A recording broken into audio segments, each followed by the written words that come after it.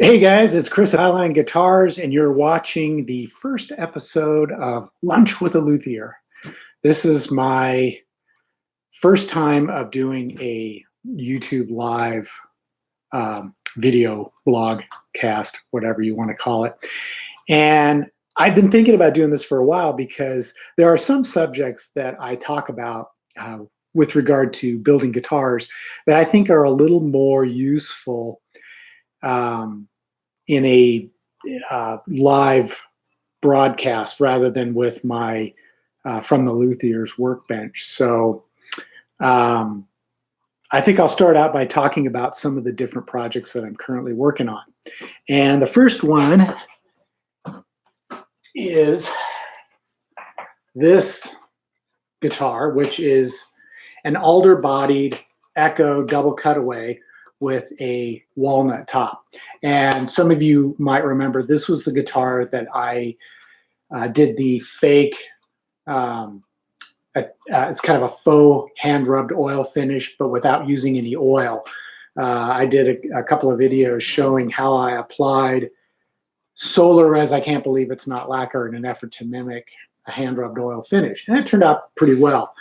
So the current status on this guitar is I am in the process of, I just finished leveling the frets. So now I'm going to finish recrowning them, and then I will polish them up, at which point I can then make the nut, string it up, install the pickups, all the wiring and controls and everything. And this guitar should be pretty much completely finished within the next couple weeks, depending on how things are going in the shop. Another guitar that I'm currently working on is, this is another Echo, and this one is a flamed maple with a dyed red top. It's a mahogany back, and what I've done is I have clear coated it with Crystal X bright tone instrument finish. And this coming Friday, I'm going to be posting a video where I will demonstrate a technique for applying water-based clear coat finishes so that they lay down really smooth. One of the problems I've had over the years is with water-based finishes is sometimes when you spray them, they can dry with kind of a bumpy orange peel-like texture. And there are a couple of products that you can add to water-based finishes to help them level and flow out better. The problem I've had, especially in hot, humid, or hot, dry climate, is that when I spray it, it tends to dry faster. And so what I'm going to try to do is demonstrate a technique for spraying it, and we'll see. There's a couple of different ways that you can do it. And I'm going to be using products from Crystal X to help make those lay down a lot smoother, and hopefully that'll work and make it a little bit easier to spray water-based finishes, because I'm a real big fan of water-based finishes. But the problem has always been, like I said, they tend to lay out with kind of a rough finish. They dry so fast. When you spray them, they can dry before they have a chance to really flow out and level. So we'll see if I can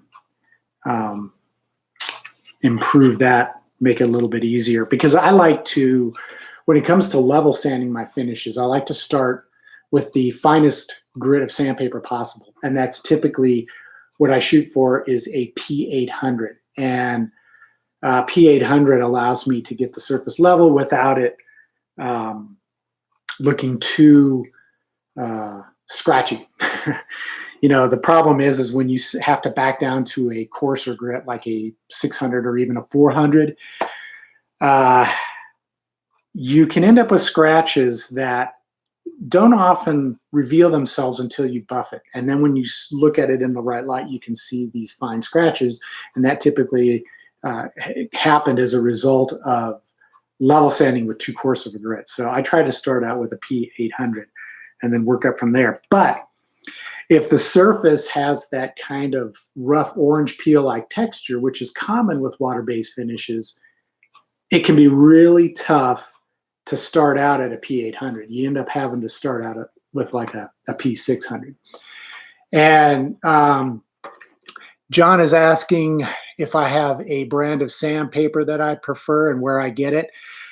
For dry sanding, one of the sandpapers that I really like to use is 3M's 216U Free Cut Gold. And that is a fantastic sandpaper to use really with any kind of a finish that you're going to be applying. Now, with water-based products, one of the problems that can happen is if you use a stearate sandpaper, and stearate is it's kind of a soap-like powder that's applied to the surface, and it helps prevent clogging. But one of the problems with those stearate sandpapers is the residue that they leave on the surface can cause adhesion problems with water-based finishes. In fact, they can cause adhesion problems with other types of finishes. But the stearate that's used on 3M's 216U is a modified stearate that doesn't seem to have any effect on water-based finishes. So I really like to use that. Unfortunately, however, it's the finest grade you can get is that P800. And I like to start there and then move up to increasingly finer grits. So what I have found is for a while, I was kind of bouncing back and forth between Mirka Abralon, which goes up to, I think it's a 4,000 grit. And that works really well. But then I started kind of bouncing back and forth between using the dry sanding technique and a wet sanding technique. And the wet sanding technique that I really like to use, I was using Eagle Abrasives wet dry sandpaper, and you can buy those from places like StuMac, and I know a lot of auto body shops carried it as well. And that would allow me to move like from 1,000 grit all the way up to about 2,000 grit before I would buff.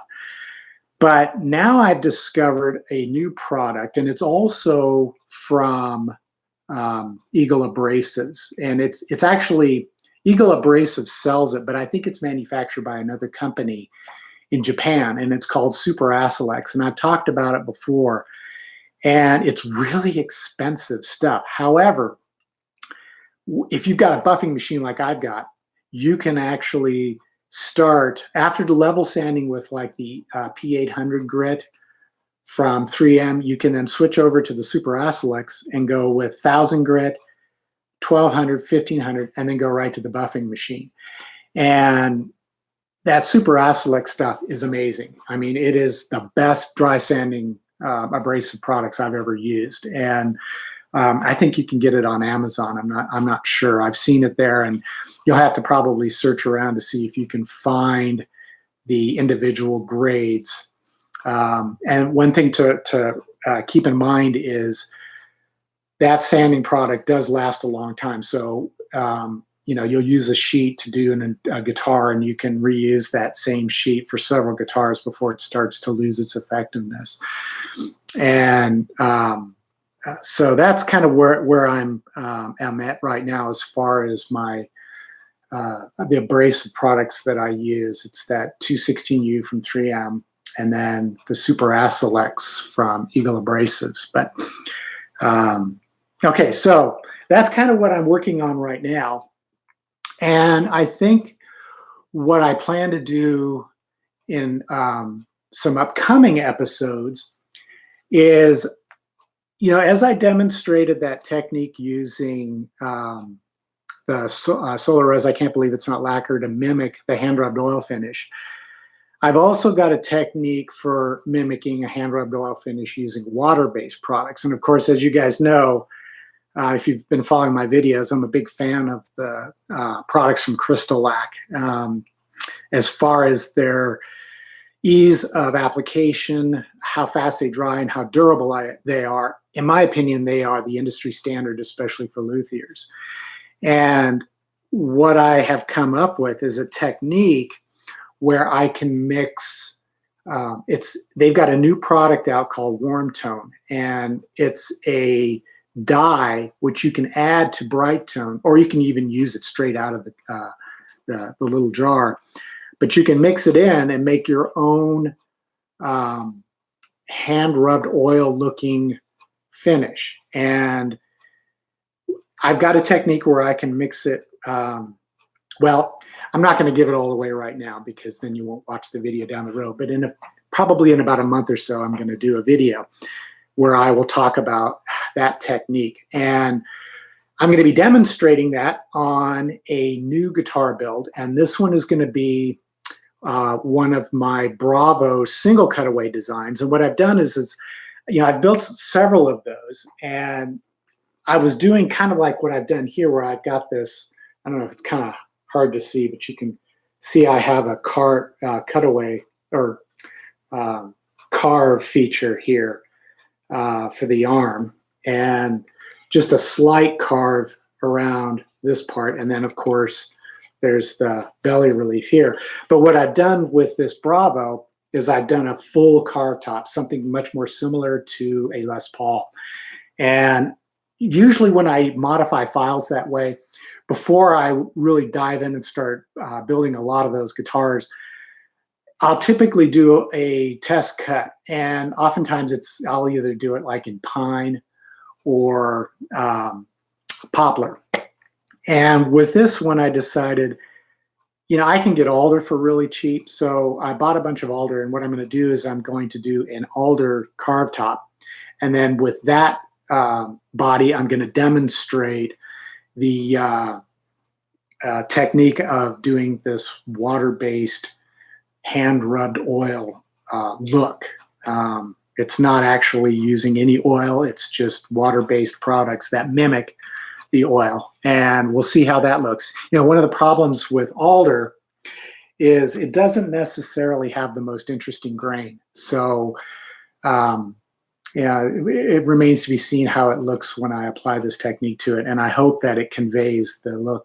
And I may have to do some applications on some scrap walnut and mahogany to kind of give you an idea of what it looks like when I actually apply it. And then further on down the road, I'm going to mimic another technique for mimicking the hand rubbed oil, which uses two-part epoxy. And you guys are probably familiar with Z-epoxy.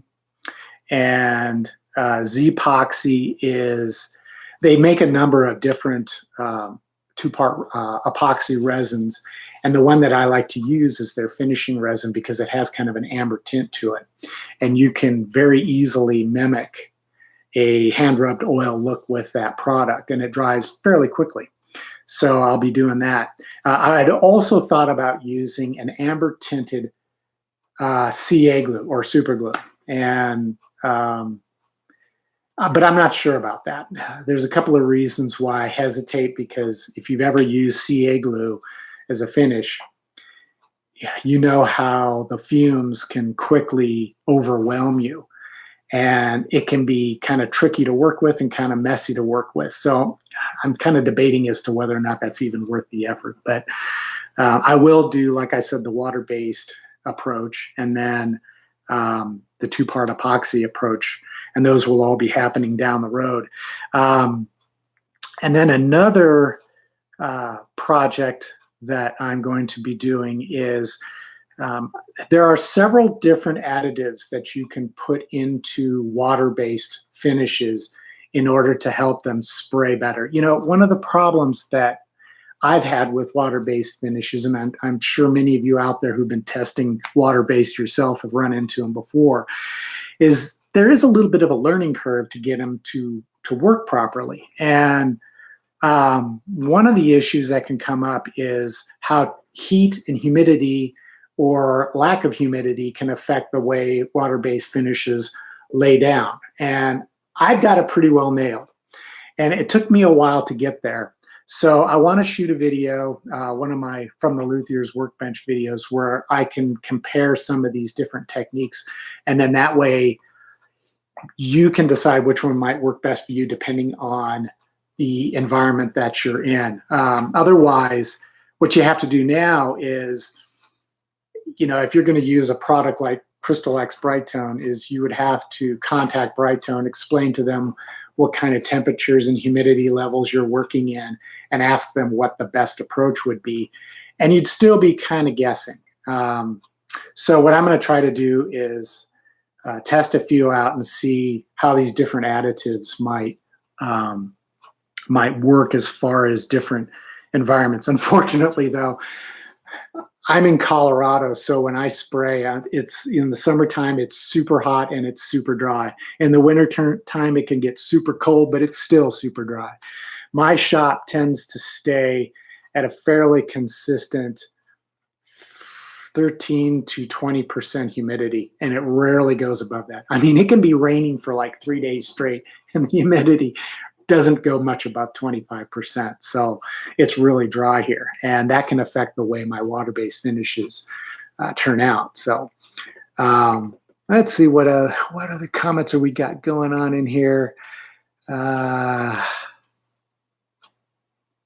I'm helping somebody with their first bass guitar build. You know what? You've got one up on me. I've never made a bass.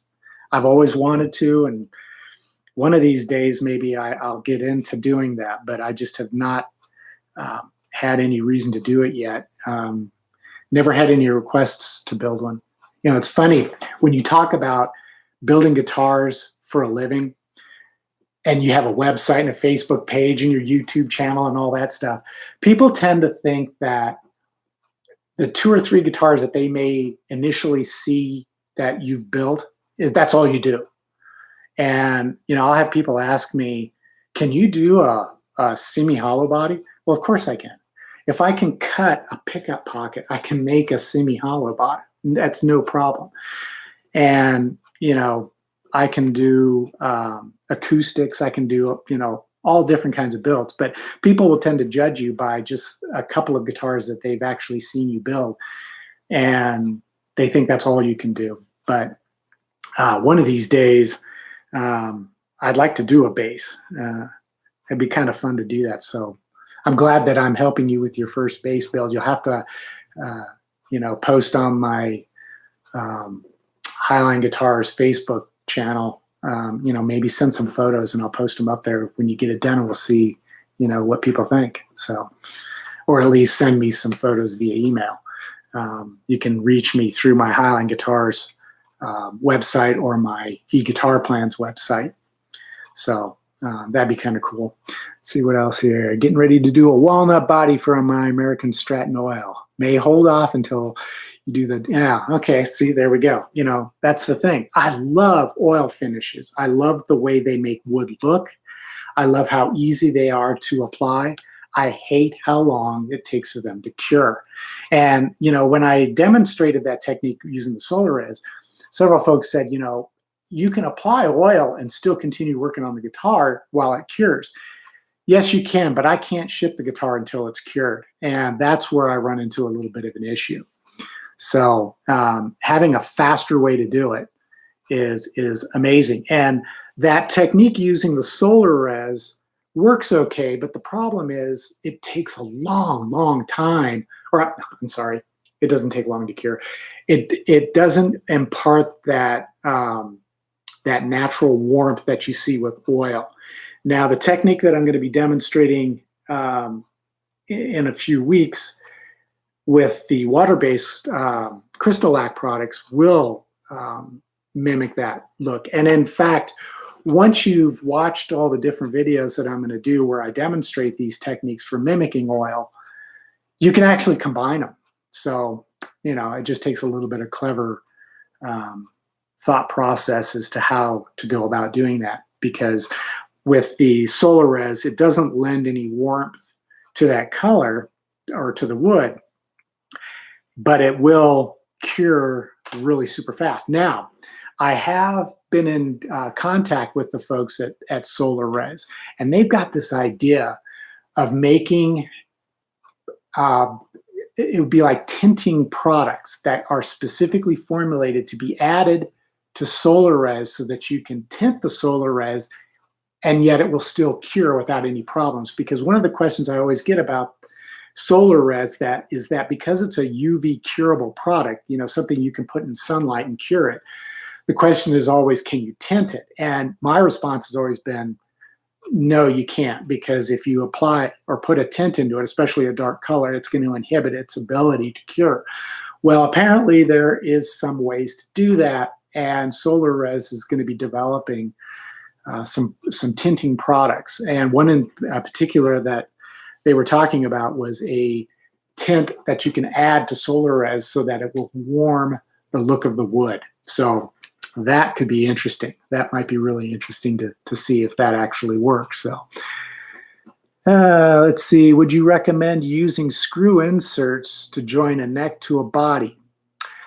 I've done it that way, and I actually prefer that because I know people will install and remove the necks frequently, and luthiers will do that frequently during the build of a guitar. And the one thing you don't want to do is to strip out the screw holes. What I typically use is an insert.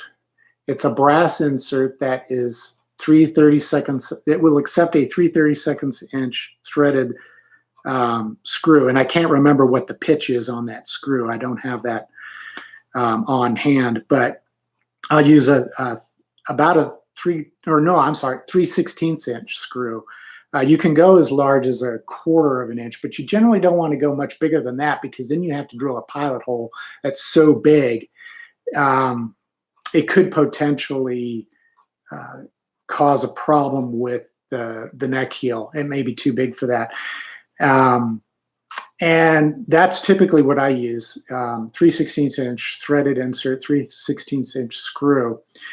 And here's a tip for you. If you use wood screws to bolt in your neck and those threads start to wear out, which they will, especially if you're installing and pulling the neck out repeatedly, what you can do is stuff the hole in the neck, in the heel, with a coarse steel wool, and then screw your screws back into the neck. And oftentimes that's all it takes to allow you to install the neck and hold it in place firmly without worrying about those screws being stripped out. But so that's just a quick tip for you there.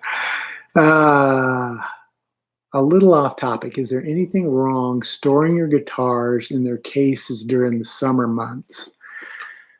It depends, I think, on the finish. And that's more of an issue. I don't think it really is that big of a deal with the solid body electric guitars to store them in the cases in the summer months.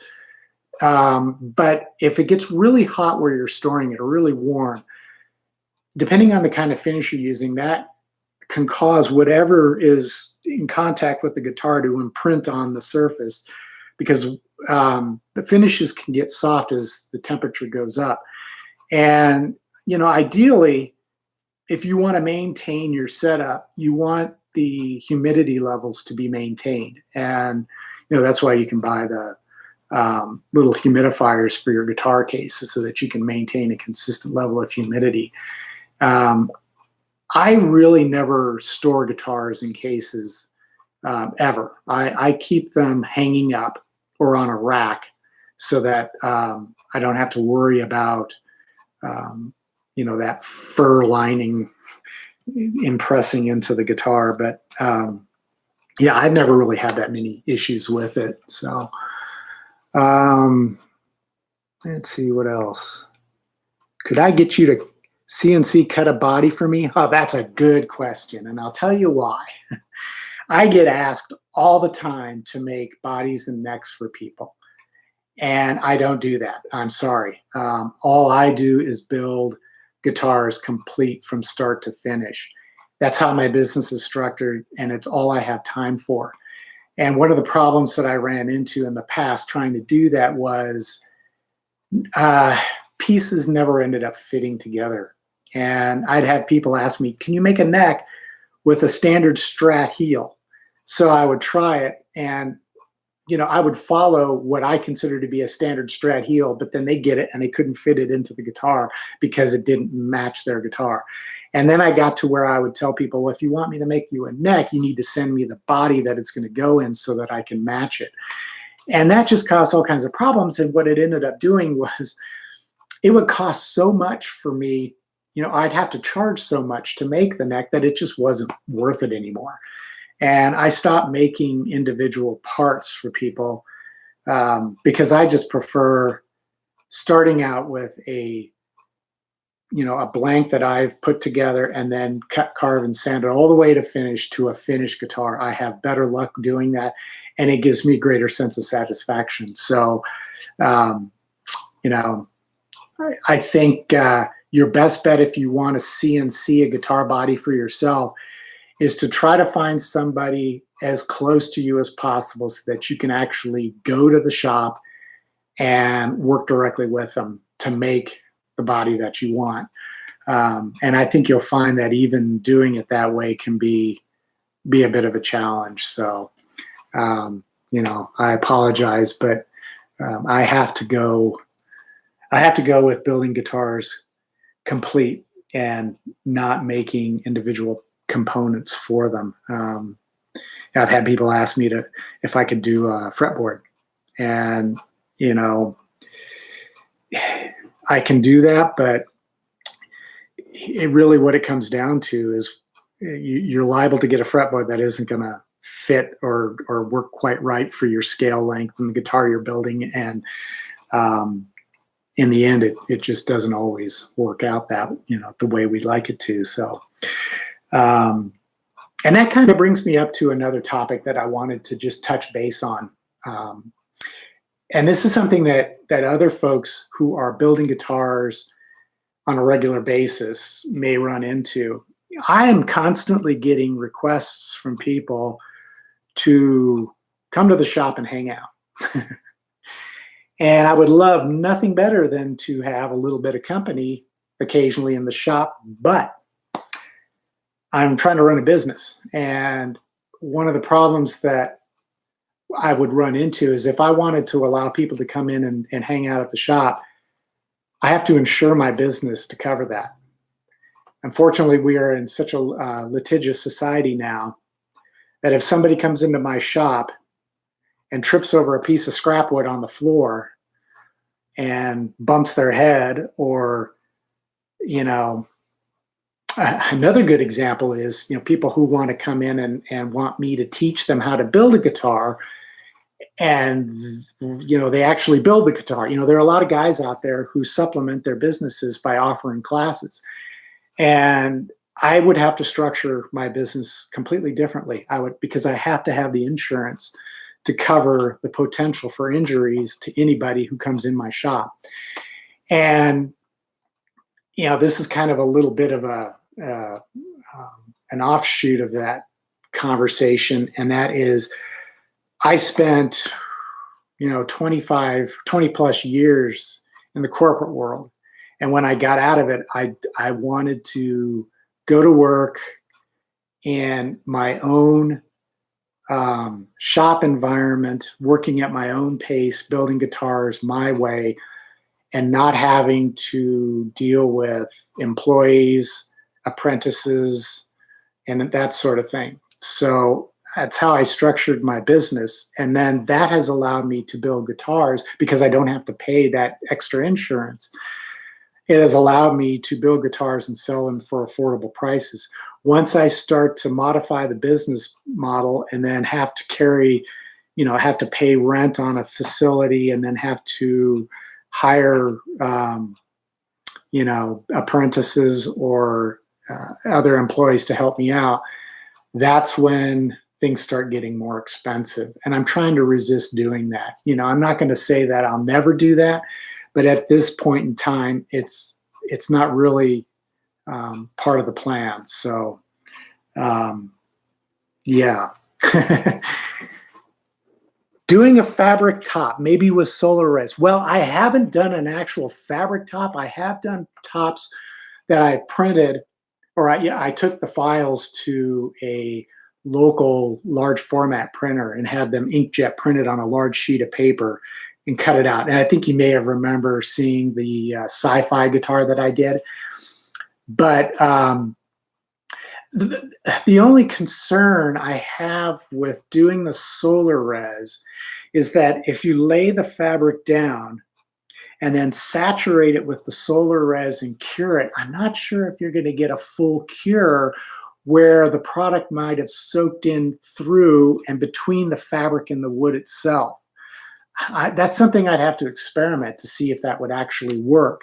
An alternative is, I believe a lot of the solar res products are dual cure. So not only do you cure them by exposing them to the sunlight, but you can add, I think it's that MEKP to the product, and that will trigger a cure to happen, sort of like with a two-part epoxy. So what you would probably do is apply that quickly to the surface, lay the fabric down, and then let it cure. Then you could probably put sun curing solar res over the top and try that. But that's an interesting question. I think it's possible, but I would have to test it out before I would be totally convinced that it would work. Now, I have taken cloths that I've used to apply solar res, and then rather than just throwing them in the trash, I'll lay them out in the sun for 2 to 3 minutes, and they will cure, and they'll cure hard as rock all the way through. So, I'll have to try that out and get back into in a future episode and let you know if that's a possibility that might work. So, well, I think that's all I've got for this first episode of Lunch with a Luthier. I just came up with that like 2 seconds before I, hit the live streaming button. So we'll see if that sticks. And I'm probably going to do these in the future because there's so many topics that I like to talk about that really don't lend themselves to from the Luthier's workbench. They're just stuff I like to talk about sitting here at my desk. So I'll probably do those in the future. And typically what I like to do is I like to do them at the same time. And this is my Monday at lunch. So, maybe we'll do it again next Monday. I'm not sure. We'll just see. I got to do some research to figure out when the best time to promote them. So, but at any rate, I'm going to go ahead and sign off now. And I'll be posting, another from the Luthier's workbench on Friday. And that's the one where I'm going to talk about spraying smooth finishes. So stay tuned for that. And then we'll see you in that episode, and then in my next live stream, perhaps next Monday at lunchtime. So take care, guys.